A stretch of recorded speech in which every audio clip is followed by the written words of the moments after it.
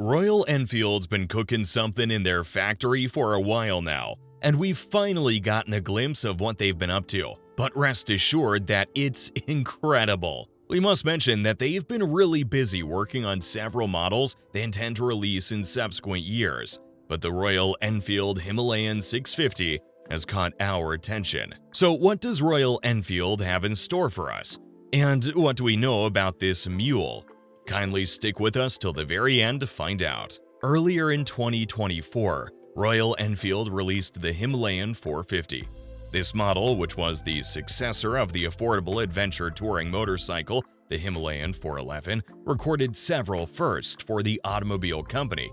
Now it seems like the new 650 is inspired by the 450. So to know what to expect in the coming model, let's take a look at what the Himalayan 450 currently offers. The overall style of the 450 is very simple. Royal Enfield is not one to do too much in that department, so it's completely understandable. Its design is still as rugged as its predecessors, and if you take a deeper look, you'll see that the circular headlamp and the metal frame connecting the fuel tank to the headlamp unit are quite similar to that of the 411. The 21-inch front wheel and a long beak on the fascia add to its rugged look. The huge fuel tank, exposed chassis tubes, small exhaust, and the spoke wheels make the bike seem larger. And the back of the Himalayan, which is inspired by the Hunter 350 design, features turn indicators with integrated brake lights. The 452 is currently the most modern motorcycle in Royal Enfield's lineup today. Its modern features include the 4-inch circular instrument cluster, which is a color TFT. This dashboard has been designed with long distance and city riding in mind. Besides showing the other ride details, it also shows navigation, riding modes, and ambient temperature. What's even more intriguing is that it can show information in both analog and digital forms by switching the modes using the switchgear. All these selections are done using a toggle and the home button situated on the left side of the switchgear. The 450 has 4 riding modes: Eco with ABS on, Eco with ABS off, Performance with ABS on, and Performance with ABS off. The Eco mode reduces performance to provide accessible performance and better fuel efficiency. However, Performance gives out all the 40 bhp of power available. Different riding modes should also be available in the 650. In the 450, the engine is a 452cc single-cylinder liquid-cooled engine, which gives off 40 bhp at 8,000 rpm. One issue with the 450 is that it can only produce 28 to 29 bhp at high altitudes, but it doesn't have the crudeness of the 411, and the overall NVH is under control. Its performance off-road is also quite incredible, thanks to the perfect handling of the bike. This perfect handling could be attributed to the ground clearance that stands at 230 mm. The front and rear forks that have a travel of 200 mm, and the tires, which are a 21-inch front wheel and a 17-inch at the back.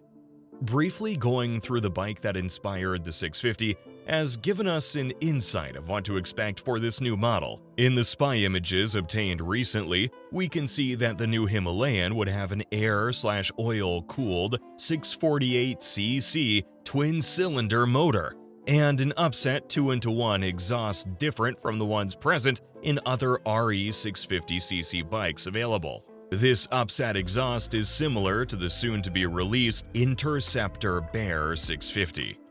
The workers at Royal Enfield have been quite busy.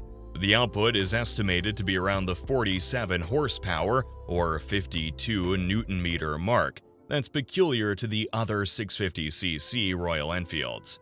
However, the mapping and the gearing is expected to change. Another notable feature of the Himalayan 650 is its dual front disc brakes, the first for an Indian motorcycle. One can also notice the presence of a USD fork, with what seems like damping adjusters on the tops. Just like the 450, the 650 will get the Tripper TFT display and indicators with the taillight built into them. It also shares a similar split-seat setup and back grab handle present in the smaller 450 Himalayan. The tank rails and the fuel tanks on the Himalayan 650 are similar to that of the 450. The 650's tires are different from that of the 450. We don't know the exact size, but the front tires don't seem to be 21 inches. From its twin-cylinder engines, we can deduce that the car would be more for the road than off-road. This new Himalayan has great potential, and it might be able to compete well with the likes of KTM 390 Adventure, Moto Morini X Cape, Benelli TRK 502X, and the soon-to-be-launched Honda CRF 300L. Looking at the specs of the KTM 390 Adventure, we can say that the Himalayan is on track to be a solid competition. The KTM is powered by a 373.27cc single-cylinder liquid-cooled 4-valve engine with 2 overhead camshafts. This engine is connected to a 6-speed gearbox, and it delivers a maximum output of 42.9 bhp at 9,000 rpm and 37 Nm of peak torque at 7,000 rpm. We don't know the Himalayan's suspension, but it should be able to compete well with the KTM's 43mm upside-down front forks and a preload adjustable rear monoshock. The KTM's braking system includes a 320mm single disc with a radially mounted caliper at the front and a 230mm single disc with a floating caliper at the back. The Himalayan would be more like the Moto Morini X Cape due to the engines powering them.